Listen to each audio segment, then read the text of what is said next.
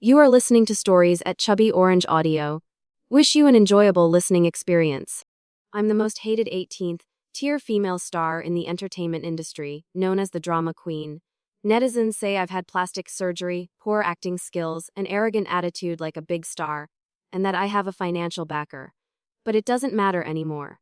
My goal now is just to coast along until my contract expires and I can leave the entertainment industry. When the company arranged for me to participate in a survival reality show on a deserted island, my billionaire father in the entertainment industry jumped up in fury. What idiot let this girl participate in this program? Since childhood, I've loved extreme sports, skiing, mountain climbing, deep sea diving, skydiving, and high wire balancing. The more heart-pounding the activity, the more I love it. As a capitalist mogul in the entertainment industry, Dad was afraid I'd hurt myself in extreme sports, so he forced me into the entertainment business. He signed me up for a girl group audition. Perhaps because of my outstanding appearance, even though I only went through the motions, I still debuted as the center. But since entering the industry, I've started living carelessly and letting go. Because when I appeared with light makeup, people said I spent millions on plastic surgery. When I took a helicopter from home to the filming location, they said I had a star attitude. When I dozed off during acting, they criticized me for having a paralyzed face. When I was acquainted with several best actors, they badmouthed me as a homewrecker pretending to be innocent. Oh my God. Those best actors have to come to my house to ask for money every time they want to make a big film. You can't blame others.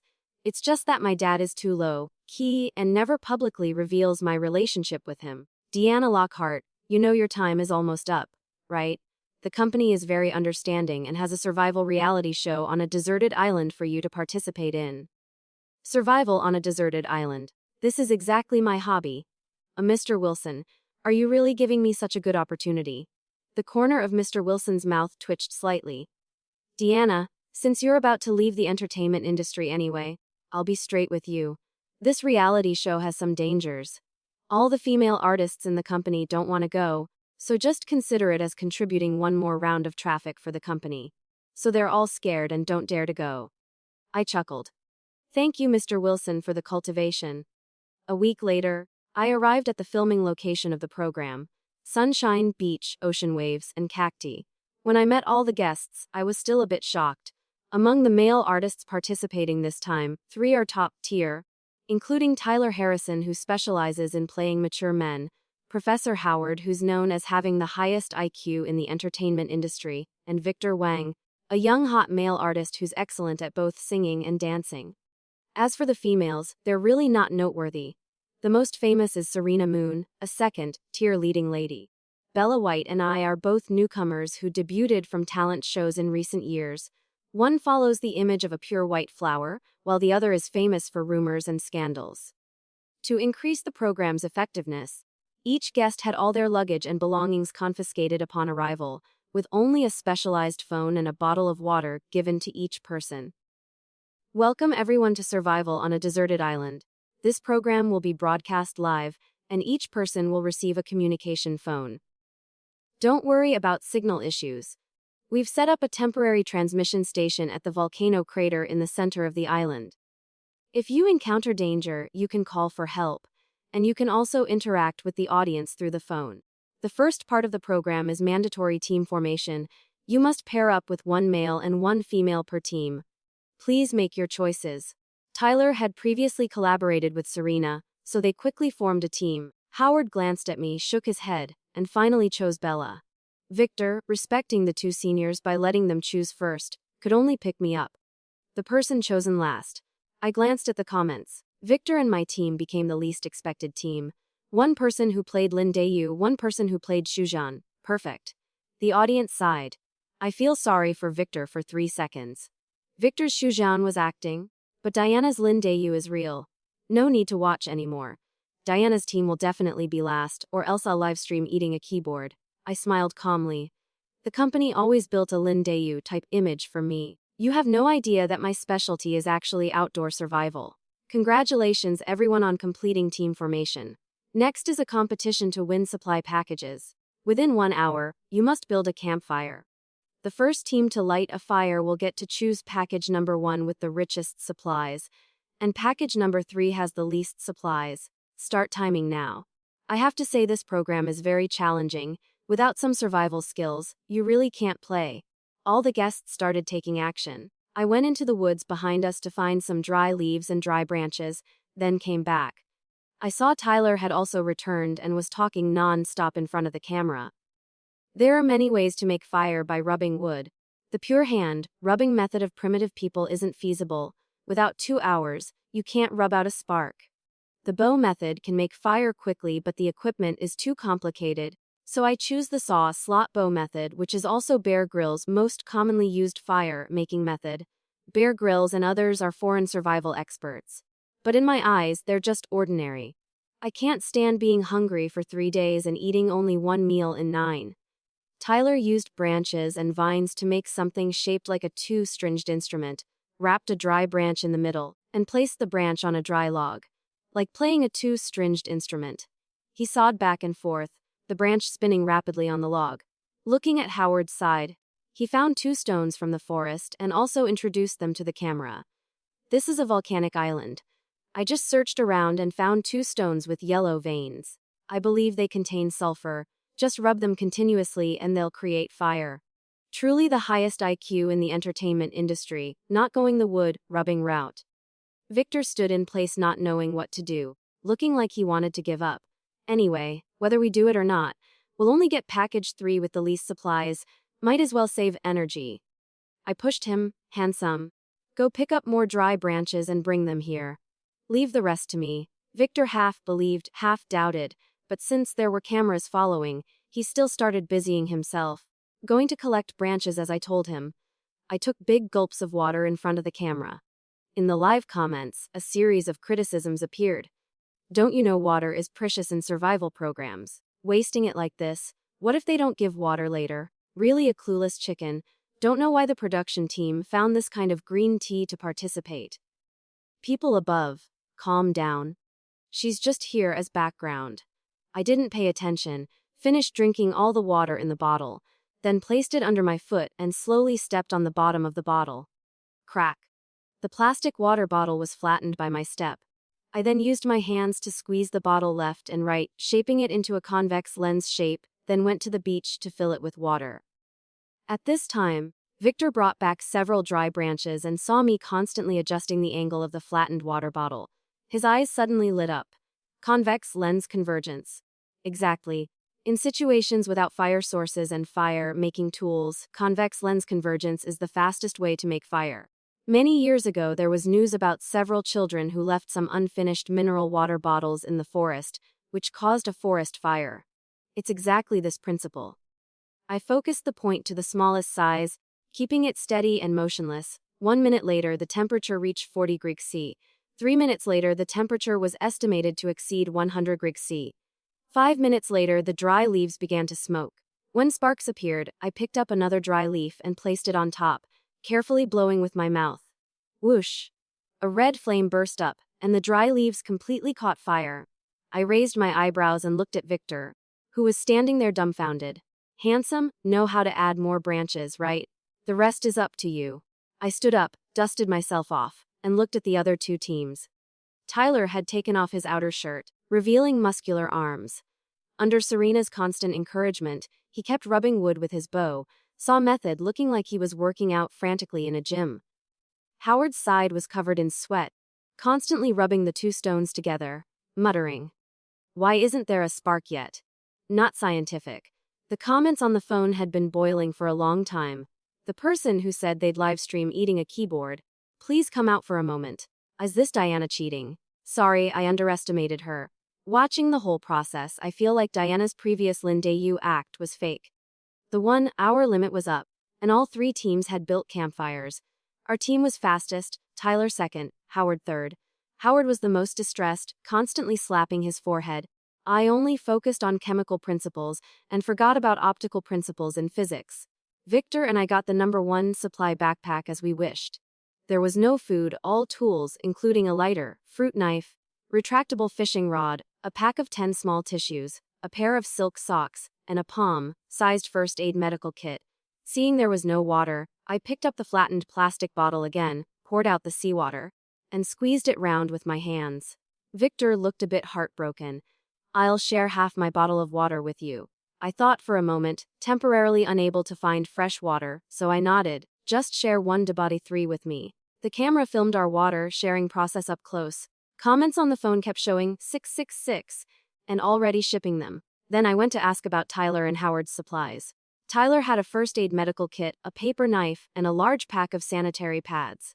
Howard, besides the first aid kit, only had a roll of garbage bags. I asked if the production team allowed trading. The crew answered that they encouraged trading supplies. I used 4 tissues to trade for 4 sanitary pads from Tyler's team, and used 4 more tissues to trade for 8 black garbage bags from Howard. Bella asked, "Sister, are you trying to win?" I shook my head and smiled calmly. Sanitary pads and plastic bags are good things for outdoor survival. Now everyone has tissues, so they're happy too. Artists always need tissues to wipe their faces. The production team announced the next process. The entire island survival is divided into 3 days. First day at the beach, second day through the forest and bushes, third day climbing to the volcano crater. In principle, the production team will not provide food and drinking water for 3 days. Guests need to solve this themselves. So next, you need to solve today's food and shelter problem at the beach. I lent the fishing rod to Tyler. "Tyler, I'll lend you the fishing rod, but I need to share half of whatever you catch." Tyler smiled broadly and happily agreed. I also lent the knife to Howard. "Howard, I'll lend you the knife, but I need you to help me with a few things." Howard smiled bitterly and agreed since he had no tools. Victor gave me a thumbs up. "What do you need me to do?" "I need you to go into the forest and bushes. Find a depression, dig a funnel-shaped hole, use wooden sticks to dig, don't hurt your hands." Perhaps because my first round had brought him confidence, he dug the hole especially diligently. Meanwhile, I tore a slit in the sanitary pad, put it in the silk sock, attached a plastic garbage bag above it, and connected my water bottle at the very bottom. When Victor finished digging the hole, I placed the water bottle at the bottom of the hole and slowly poured moist soil into the plastic bag. Victor was amazed. "What is this for?" "Filtering fresh water. The water in the moist soil will seep down due to gravity, and after filtering through the pure cotton sanitary pad, we'll get fresh water. Watch, in about 2 hours, my water bottle will be full of water." The livestream room exploded. Is this still the Diana in my impression? Too amazing. I initially thought she was bronze tier, didn't expect she was king tier. Too adorable. Instantly became an Antique fan. Tyler really isn't just playing a mature man, he actually has many survival skills. Fishing is his specialty. First, he dug up some snails and shellfish on the beach, extracted the meat as bait, then went to a large rock and started fishing. Serena picked 2 palm leaves to make a sun umbrella. The two chatted leisurely while fishing on the rock. Meanwhile, I led Victor wandering around the beach. "What are we doing?" Victor had black lines on his forehead. I explained. "High tide will push many useful items to shore. We need to make use of useful things." Sure enough, walking across the beach to the tidal flat, good stuff gradually increased.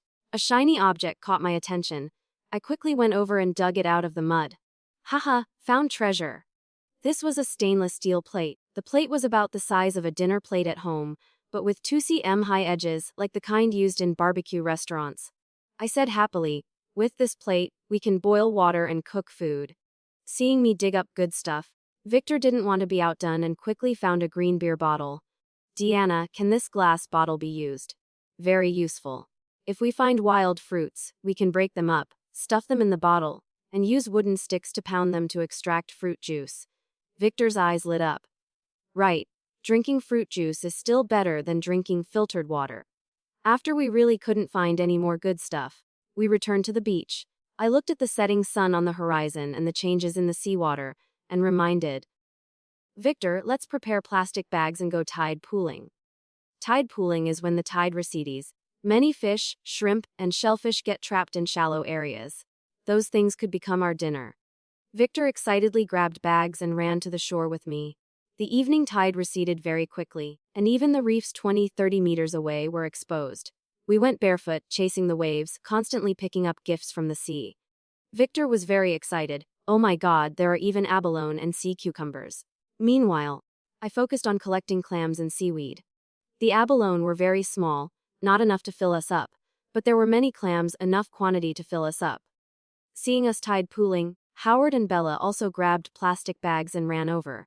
He was still very knowledgeable, instructing Bella, "Follow the waves, move your hands quickly, or these little guys will crawl back into the sea."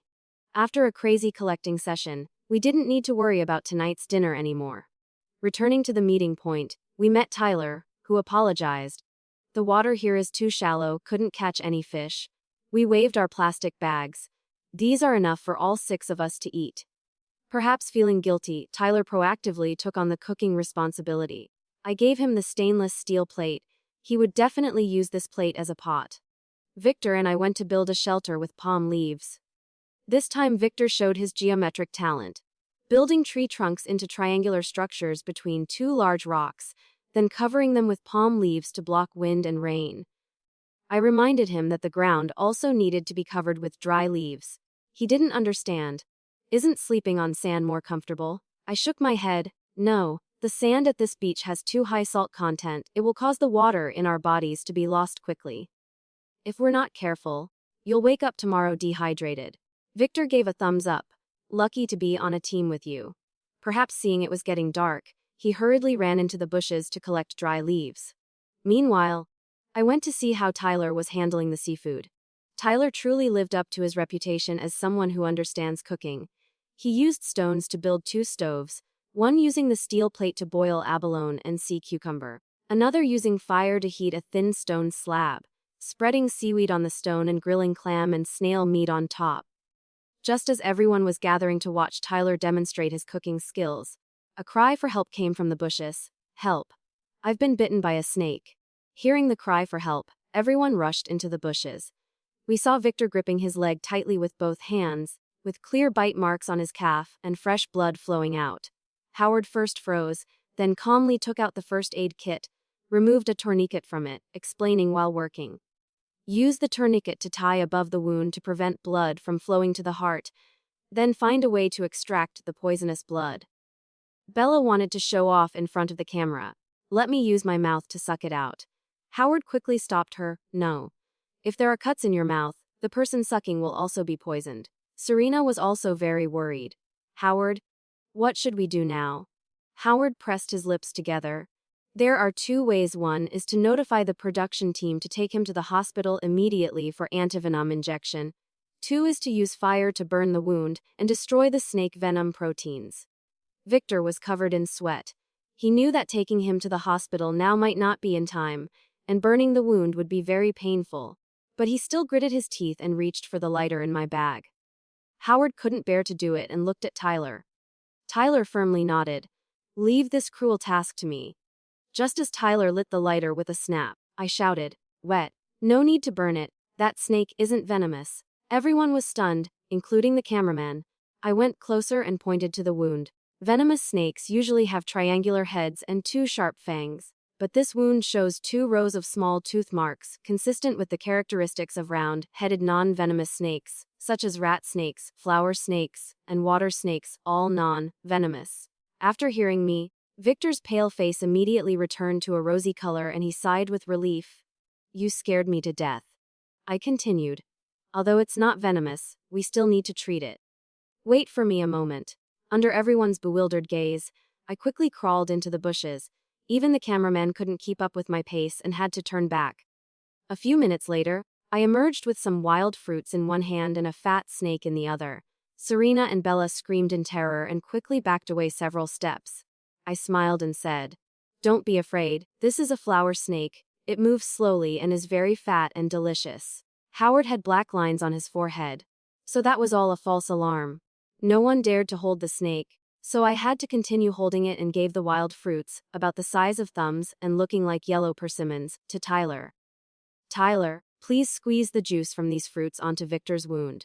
Tyler asked doubtfully, "Does this work?" I nodded. "Yes, tannins can neutralize snake venom proteins.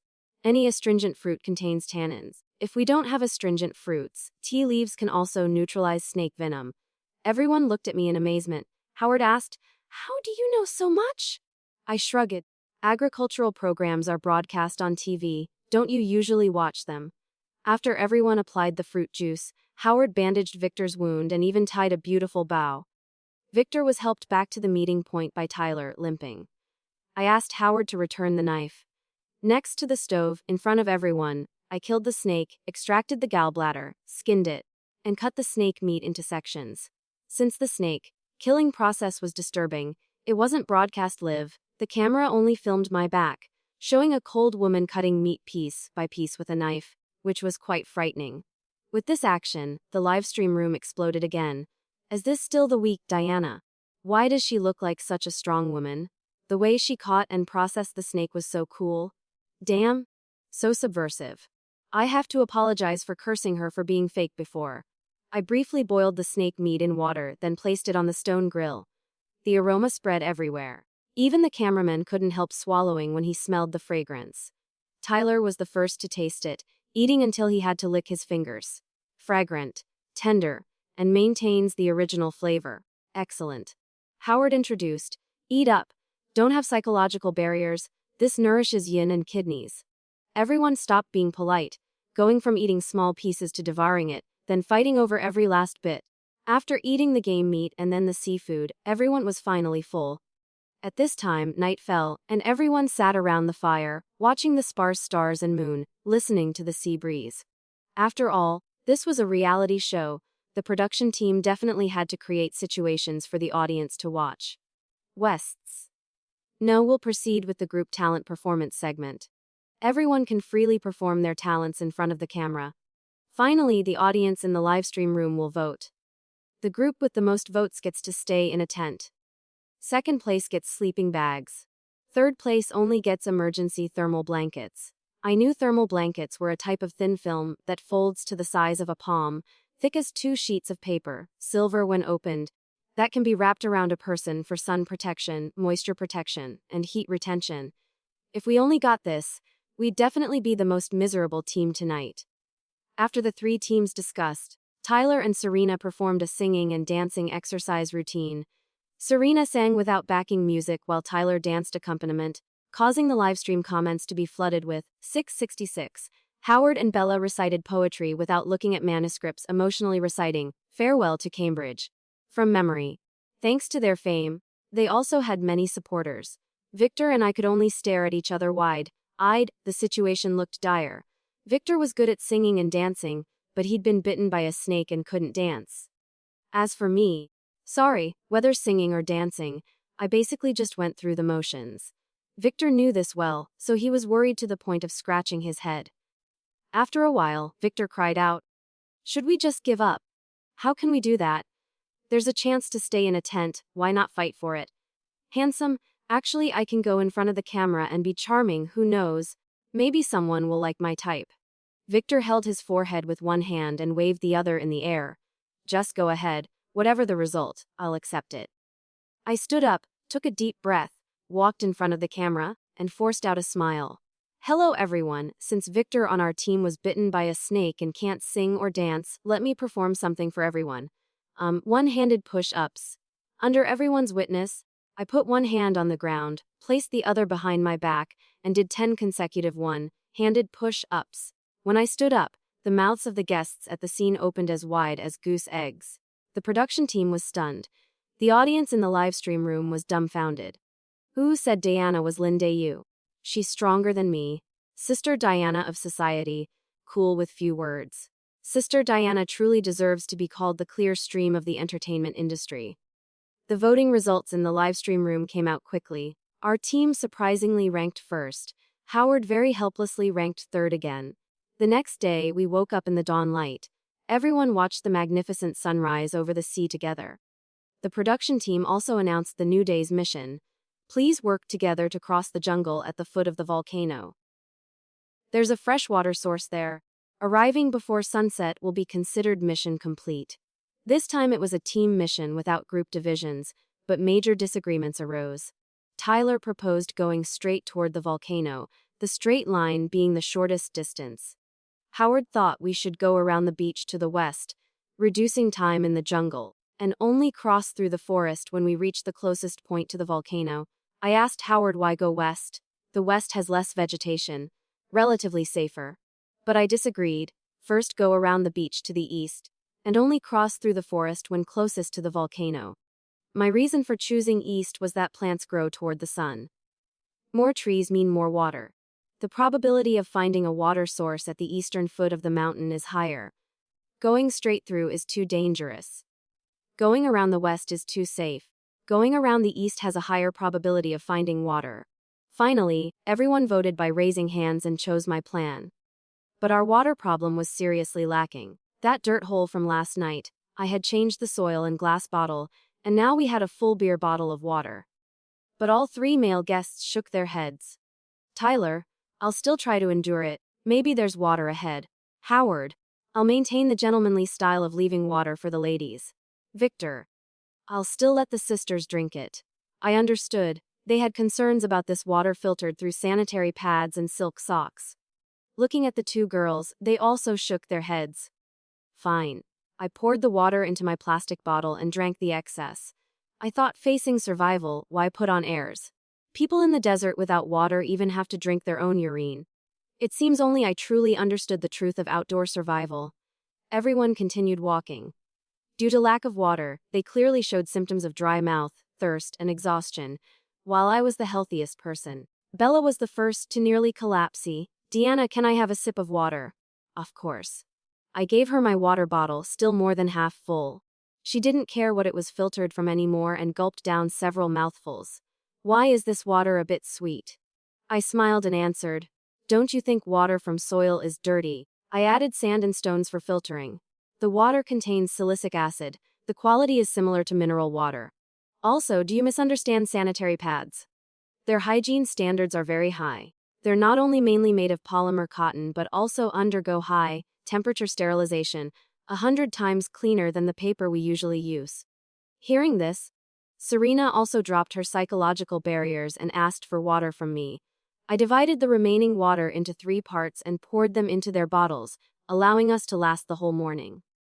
Near noon, Victor had tried his best. His lips were pale from dehydration, and his steps were heavy as if wearing lead weights. Are we just going to keep walking like this? No one answered because everyone was conserving their strength. Victor came to me and tugged at the corner of my shirt. Diana, do you have any water left? Yesterday he had shared 1/3 of his water bottle with me, so among everyone, he had drunk the least water. I took out my bottle and gave it to him. 2 sips left. You drink it? Victor gave me a grateful look. A small favor is like a drop of water, to be repaid like a gushing spring. After this program, if you need anything, just find me. Whatever I can help with, I definitely will. I was secretly pleased. Could this be life and death friendship? An hour later, just when everyone was nearly desperate, Tyler waved his arms and shouted, coconut trees. It's coconut trees. We're saved. Ahead appeared a coconut grove with dozens of trees, some growing straight up, some leaning 45 degrees toward the sea, but each tree was full of plump coconuts. Tyler was the quickest, climbing up a leaning coconut tree in just a few moves and dropping more than 10 coconuts. Howard borrowed my knife, found the right spot, and carved a small hole.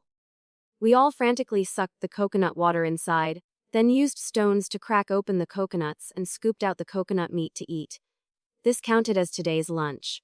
Perhaps fearing water shortage, we all filled our bottles with coconut water. The situation of not having water to drink was really too uncomfortable. Just as everyone was sitting and resting, I dug a hole in the sand, poured in some dry branches and leaves, then piled on several coconut shells. Howard asked curiously, "What are you doing now?" "Burning coconut shells. Coconut shells are the best material for making activated carbon. Just burn them completely and cover with sand. After half an hour we'll have activated carbon. With activated carbon, we can filter drinking water without using sanitary pads anymore." Howard stared at me. "Did you learn this from the Agricultural Channel too?" Although I couldn't remember where I learned it, I still nodded, yes. Half an hour later, I stuffed all the charcoal bits and chunks into the glass beer bottle. Everyone had rested enough and we set off again. This time we had to go through the jungle. Besides sending cameramen, the production team also had 3 drones flying to film. This island was uninhabited and desolate. The jungle was almost in a primitive state, with many small animals inside, some with certain dangers. Tyler volunteered to lead, and we followed behind. But I discovered a problem. We were taking a detour. Although we aimed for the volcano as our target, when we encountered some vertical cliffs or steep slopes that couldn't be crossed, we had to go around, making the path winding. This won't work, forget about before sunset, we might not get out of this jungle even tomorrow. Finally, I couldn't help but suggest, Tyler, I suggest letting me lead, and you bring up the rear. Howard and Victor each protect one girl. Tyler frowned slightly and looked at me. Leading is very important. Once we go the wrong way, we could get lost. I picked up a branch from the ground and poked around. Tyler, look, this is the droppings of some kind of civet animal. This type of animal also needs water sources. Just follow the tracks of small animals and we'll quickly find the water source. Tyler's eyes were full of disbelief. You know about these things too? Yes, I once went exploring the Amazon rainforest with a group and learned from an outdoor expert. You also went to the Amazon primeval forest. Yes, I'm quite wild. Not only the Amazon, I've also been to African primeval forests. All the guests looked at me like I was a monster. To gain their trust, I mentioned my background. I have a first aid certificate from the International Red Cross.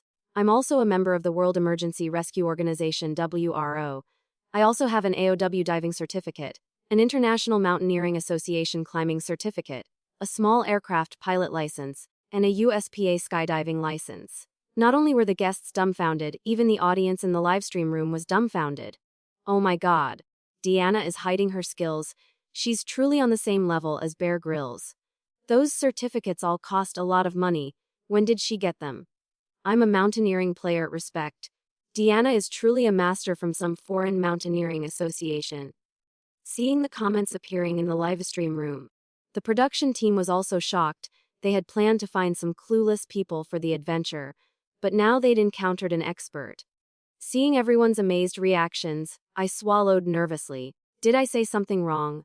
I had exposed my identity. Tyler's eyes showed respect, and he made an inviting gesture to me. The responsibility of leading falls to you. I relied on animal tracks left along the way to judge their main paths.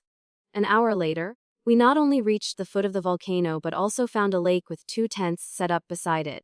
Looks like we've reached our destination. The guests erupted in cheers. Not easy. Walking nearly 20 kilometers, crossing through jungle to get here. Serena was quite emotional, crying with joy and hugging me while jumping up and down. But I noticed something wasn't quite right. The area around the lake was very clean. Not even a blade of grass, and there was a faint smell of rotten eggs in the air. Bella was about to go to the lake shore to drink water, but I stopped her. Wet? I went to the lake shore to observe carefully. Sure enough, there wasn't a single fish in the water. I scooped up some water and brought it to my nose to smell. This water can't be drunk directly. The sulfur content is very high. The staff probably didn't notice this because they drank bottled water. So what do? We just found a freshwater source and we can't drink it. How sad. Don't worry, I have a way. I used the knife to cut the bottom of my plastic bottle, turned it upside down, stuffed the new silk sock at the very bottom, spread fine sand scooped from the lake in the middle, and placed the washed activated carbon on top. A 3-layer filter is complete. Fortunately, we burned some activated carbon from coconut shells. A 3-layer filter like this can completely filter out the sulfur in the water. Howard nodded in agreement. That's right. The main substance with filtering effect in gas masks is activated carbon. I used the glass bottle to collect lake water and poured it from the top. Clear water quickly flowed out from the bottom. I caught some and tasted it. No more sulfur. Everyone wasn't very enthusiastic about drinking filtered water. I reminded them, this sulfur lake water isn't useless either. Bathing here can kill lice and small parasites on the body. The production team gave good news. Congratulations on completing today's goal. There are swimwear and mountain climbing pants. Quick, dry shirts in the tents for changing. Everyone can bathe comfortably in the lake. Everyone hadn't bathed since yesterday, so they naturally welcomed this benefit. Each person went into the tents to change into swimwear and came out. Not caring much anymore, everyone jumped into the lake. After a while, water splashed everywhere as everyone played like children, splashing water at each other. Perhaps thinking that we hadn't eaten a grain of rice for 2 days, the production team showed mercy and used drones to airdrop a supply box containing self-heating meal packages with clean water included for adding to the rice. After some fumbling around, We finally got to eat fragrant rice and instant food. But the production team also announced tomorrow's schedule. Tomorrow would be in group format, with free choice of routes. Departing at exactly 8 a.m., the first group to reach the volcano crater would be the winner of this survival competition, winning a prize worth 1 million yuan. The real final challenge had finally arrived. This mountain wasn't easy to climb. The production team gave us 3 routes to choose from. Tonight's task was to discuss which route to take. Strangely, both Tyler and Howard's teams had decided, no matter which route I took tomorrow, they would follow. I finally understood. My performance over the past 2 days had earned their trust. Who won first place didn't matter. What mattered was being able to reach the summit safely. Since there were tents available, plus the continuous exhaustion of the past 2 days, the male and female guests each took a tent and quickly fell asleep. On the 3rd day, before departure, we not only filled our water bottles but each person also drank their fill of water. 6 people walked together. Howard asked me with interest, "Diana, I heard you debuted from a girl group audition." "Yes. My dad signed me up. I didn't want to participate. He said if I didn't participate, he'd disown me. The entertainment industry isn't easy to survive in. Yes, since I can't sing, dance, or act well, I'll leave the industry sooner or later." Seeing me mock myself, the livestream screen kept focusing on me. Tyler said sympathetically, "I kind of despise your dad. Why push his daughter into the entertainment industry?" I was surprised and glanced at Tyler. He was from Taiwan and might not know much about my dad. That made sense. Tyler's contact with my dad was through his beautiful manager. I saw this as an opportunity to badmouth the old man and sighed complainingly. Well, because I looked too delicate. My dad thought I could make a lot of money in the industry. Howard mused, "Interests are very important. Like my daughter, if she doesn't want to develop in the entertainment industry, I definitely won't force her." The livestream room immediately filled with sympathy for me. Boo-hoo, Diana is so pitiful. She was forced into the industry by her family. Sigh, didn't expect she had to bear so much. Did we all misunderstand her? Those rumors about star attitude and having a financial backer were all fake. Just as I was blackening the old man to the point of being pitch black, the weather on the island suddenly changed, and the sky was quickly filled with dark clouds. At this time we had reached the mountainside. I muttered, "Not good." It was a sea storm. Bella was frightened. "Diana, what's a sea storm?" "It's a small storm formed by high and low pressure differences on the sea surface. The range isn't wide, but the destructive power is no less than a tornado." The dark clouds in the sky grew thicker and thicker. I couldn't care about anything else and shouted into the camera, "Director, we must stop filming. Everyone quickly find a safe place to take shelter." Most of the production team was at the beach. Following us, besides 8 cameramen, there were 2 medical staff, a total of 16 people including guests. Everyone was tense. "Director, while the storm hasn't arrived yet, use drones to help us see if there are any caves around." The production team was also panicking because having an expert along saying that encountering a sea storm on an island was extremely dangerous. 2 minutes later, the production team relayed information. "Northwest direction, climb up 300 meters, there's a small cave." As soon as I heard this, I immediately ran, shouting while running, "Everyone follow me. Stop filming. Sea storms are stronger than tornadoes, people will die." At this point, everyone realized the urgent situation. To prevent accidents, everyone tried hard to follow me in the strong wind. The 300 meters up the mountainside, plus the resistance of strong wind, was harder to traverse than 2 kilometers on flat ground. Everyone was panting heavily but didn't dare fall behind. Under my guidance, everyone quickly found the cave. Everyone pushed forward, we're almost at the cave. Serena and Bella were exhausted but had Tyler and Howard supporting them. Victor, with his injured leg, fell behind. I quickly turned back. "Victor, should I carry you?" "Don't hesitate, I can do one-handed push-ups, I can carry you." Victor was still hesitating, so I grabbed his arm. "If you don't want to die, hurry up." Perhaps threatened by death, he stopped caring about face and immediately jumped on my back. I took a deep breath, used all my strength, and ran like flying to the cave entrance. Just before the dark storm hit, we reached the cave entrance. I shouted, "What are you still looking at? Everyone go deep inside and huddle together." Just as we huddled together, the dark whirlwind raged through, sand and dust flying everywhere, rocks rolling chaotically, wind howling fiercely. Where it passed was like a wheat field cut by a harvester. Even stones weighing hundreds of pounds were blown up into the sky by the strong storm winds. All of us held each other tightly. Everyone clearly understood that if we hadn't hidden in this small cave one step earlier, being outside we would definitely have been swept away like leaves. The consequence of falling would be getting smashed to pieces. That chase just now could truly be called life, or death speed. Victor gripped my hand tightly as we held each other. After the storm calmed down a bit, we could hear each other's voices. Howard asked me, "How long will this storm last?" I shouted, "Estimated about 10 minutes or so, hold on a bit longer." More than 10 minutes later, the strong wind stopped, and the entire island became quiet again. We came out of the cave. The dark clouds in the sky had dispersed, sunlight shone down, as if the storm had never come. But looking down the mountain, it was a scene of desolation. Many trees and bushes had been uprooted, and the air carried the fresh scent of earth. Everyone immediately felt like survivors of a disaster. From the walkie-talkie of the cameraman came an urgent voicey. "Hello, how's everyone's situation?" "Thanks to Diana, everyone is safe." The other side of the walkie-talkie was silent for a moment, the tone sounding very dejected. "Tell the guests to withdraw. This filming can't continue. We have over 10 people injured on our side." I frowned and grabbed the walkie-talkie from the cameraman. "How serious is the situation?" 3 people are seriously injured. Medical staff have stopped the bleeding. We've contacted rescue helicopters, but as I predicted, due to uncontrollable weather factors, rescue helicopters won't take off casually. But if seriously injured people aren't taken to the hospital in time, their lives will be in danger. I quickly asked Director Chen, "Are our communications down?" Fortunately, the transmission station avoided the storm and is still working normally. "Can the phones the production team gave us call outside?" Yes. I took out my phone since I hadn't watched the live stream much. There was still battery and quickly dialed a number. "Hanson, I need your help. I'll send you the location. Fly the family helicopter over here. It might be a bit dangerous." "Understood, miss.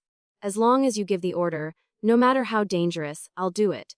After hanging up, seeing the guests looking at me in amazement, I shrugged. "Hanson is our family's helicopter pilot." "My family doesn't have much else. Just a lot of money." The problem was I intended to explain to everyone, but who knew the cameraman following me was very professional and had somehow raised his camera again. Since the signal wasn't interrupted, my image was transmitted to the livestream room. "Isn't Sister Diana's dad supposed to depend on her to make money? Why does the family have a helicopter?" "Oh my God. Diana isn't being kept by a rich man," she asked the rich man. Diana acts so well. I give this showing off absolute points." An hour later, following my suggestion, everyone climbed to the mountaintop. The reason was that when Hanson arrived, he could take some time to pick us up from the mountaintop and take us down to the beach. Another half-hour later, when I saw all the guests, I was still a bit shocked. I thought to myself, not good, the old man might have come. Just as I predicted, after seeing the black dot flying over as 3 helicopters, 2 flew toward the beach. 1 flew toward the mountaintop where I was. The helicopter found an open space to land. From the aircraft stepped a middle-aged man in casual clothes and flip-flops along with an assistant in a neat suit. The man walked up to me and scolded, not me, but the assistant. "What idiot let my Diana participate in this program? Letting her play survival, isn't that just letting her run wild?" After scolding, he looked at me gently. "Diana, I heard several people here were seriously injured. You scared Dad to death." I rolled my eyes and introduced him to the fellow guests. "This is my old man, the one who forced me into the entertainment industry." Tyler found my dad somewhat familiar, and after remembering, he was so excited his mouth trembled. "You're Mr. Lockhart." Much admiration. Under Tyler's whispered spreading, the guests learned that my dad was the entertainment industry's most powerful capitalist. The way they looked at me all changed. I invited all the guests onto the helicopter. Bella held my hand. "Boo-hoo. So you're the little princess of the entertainment industry. You hid it so well." I tilted my head. I didn't hide anything. Everyone just didn't want to believe it. Victor's eyes were also full of little stars. "Diana, let me hug your thigh from now on." Howard frowned. "Is this the evil old man who forced you into the industry that you mentioned? You can't play it like this." Well, my relationship with the old capitalist man couldn't be hidden anymore. But it was also good. From now on, The entertainment industry probably wouldn't have anyone bad-mouthing me for plastic surgery, star attitude, or clinging to rich men. Wherever I go, I can proudly say, no matter how much money rich men have, they don't have as much as my dad. I don't need others to support me. I myself am the rich one. Never let societal prejudice and external pressure define who you are. Diana was forced into an ill-fitting image, but when given the opportunity to show her true self, she proved her real worth. True strength lies not in hiding your background or talents, but in knowing how to use your skills wisely when needed. Most importantly, stay authentic to yourself. Your genuine passions and abilities will shine when you stop pretending to be someone else. Don't let others' misconceptions limit your potential. Real value isn't measured by fame or wealth, but by your actions and character during challenging moments. Sometimes the greatest victory is simply being yourself and letting your competence speak louder than criticism. Thank you for taking the time to listen to today's story. I truly appreciate your comments, feedback, and thoughts. Don't forget to like, comment, and subscribe to support the channel. See you again in the next story.